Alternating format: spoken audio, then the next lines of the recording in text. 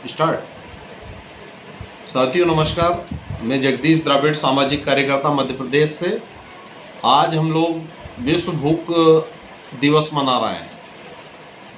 विश्व भूख दिवस का मतलब होता है कि जो इंसान भूख से परेशान है उसको भूख से निजात कैसे दिलाई जाए। इसलिए वर्ल्ड के बुद्धिमान लोगों ने ये तय किया कि हमें विश्व भूख दिवस भी मनाना चाहिए।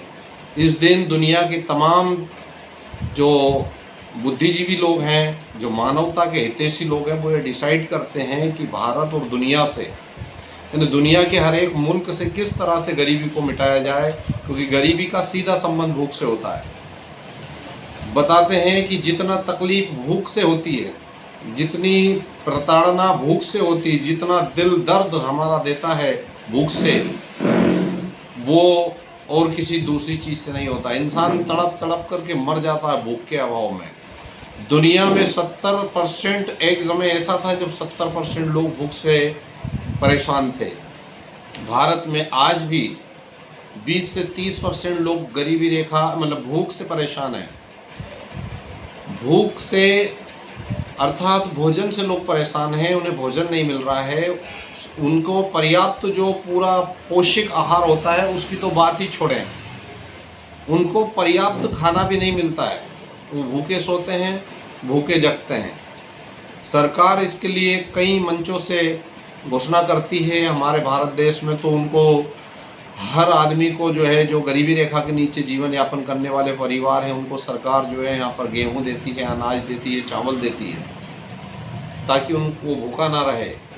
लेकिन हमारा ये मानना है कि भारत जैसे देश में जो भूख की वजह है वो इस देश में अमीरी गरीबी की वजह से है। हमारा ये स्पष्ट मानना है कि पूंजीवाद, जातिवाद और ब्राह्मणवाद, ये तीन चीज़ें भारत के अंदर भूख की मेन वजह है।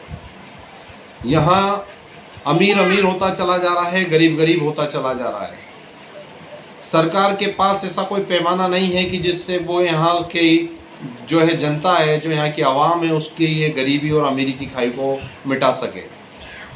भारतीय संविधान निर्माताओं ने भारत के अंदर वो तमाम प्रबंध कर रखे हैं, तमाम प्रावधान कर रखे हैं कि जिससे गरीबी की खाई मिट सके। अभी कांग्रेस पार्टी के नेता राहुल गांधी कहते हैं कि जिसकी जितनी संख्या भारी उसकी उतनी भागीदारी। जाति आधारित जनगणना इसीलिए कराने की बात हो रही है कि इस देश में ये तो पता लगे कि किसकी कितनी संख्या है, किस वर्ग की कितनी संख्या है, वो किस अनुपात में रह रहा है, उसका शासन प्रशासन में कितनी हिस्सेदारी, नौकरी में कितनी हिस्सेदारी है, ज़मीन में कितनी हिस्सेदारी, व्यापार व्यवसाय में कितनी हिस्सेदारी है, सुई से लेकर के हेलीकॉप्टर तक बनाने की जो फैक्ट्रीज हैं वो किस वर्ग के पास कितनी है, किस अनुपात में है। तो इसके लिए जाति आधारित जनगणना बहुत ज़रूरी है। और जब जाति आधारित जनगणना होगी तो हिस्सेदारी उसको मिलने लगेगी, उस तबके को हिस्सेदारी जब उसको मिलेगी, नौकरी में हिस्सेदारी मिलेगी तो नौकरी से उसको पैसा मिलेगा, ज़मीन में हिस्सेदारी मिलेगी तो ज़मीन से उसको पैसा मिलेगा, व्यापार में हिस्सेदारी मिलेगी तो व्यापार से उसको पैसा मिलेगा, और पैसा मिलेगा तो उसकी गरीबी से सीधा संबंध है, तो फिर गरीबी दूर होगी, और गरीबी दूर होगी तो भूखमरी दूर होगी।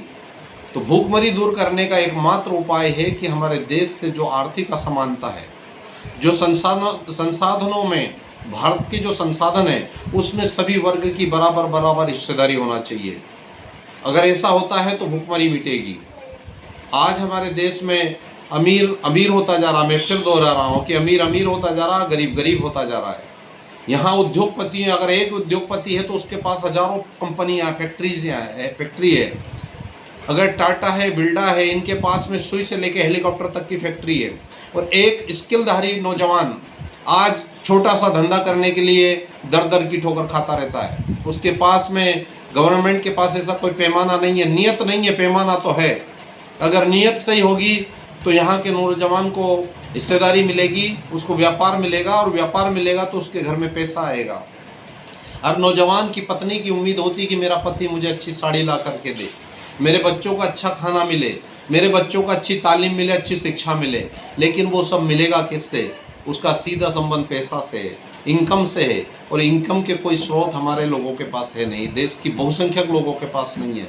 इसलिए आज के इस भूख दिवस पर मैं हमारे देश की गवर्नमेंट से, मैं हमारे देश के ब्यूरोक्रेट्स से और तमाम जो घराने हैं जो पूंजी को समेट के रखना चाहते हैं, उस पूंजी को उन्हें वितरण करना होगा। उस पूंजी को अगर मान लीजिए मेरे पिता ने अगर मेरे लिए 1000 करोड़ रुपए का इंतजाम कर रखा है और मेरे पिता की मौत के बाद मैं ये चाहता हूं कि मेरे पिता ने अगर 1000 करोड़ रुपए मेरे लिए अर्जित किए हैं मेहनत करके, लेकिन अगर उस मेहनत में किसी का हिस्सेदारी मारी गई है, मेरे पिता की इनकम जो उन्होंने जुटाई, जो धन जो जुटाया है, जो पैसा उन्होंने जुटाया है, जो 1000 करोड़ की संपत्ति मेरे लिए इकट्ठा की है, उस 1000 की संपत्ति में कहीं ना कहीं चोरी तो हुई है, ये बराबर सत्य है।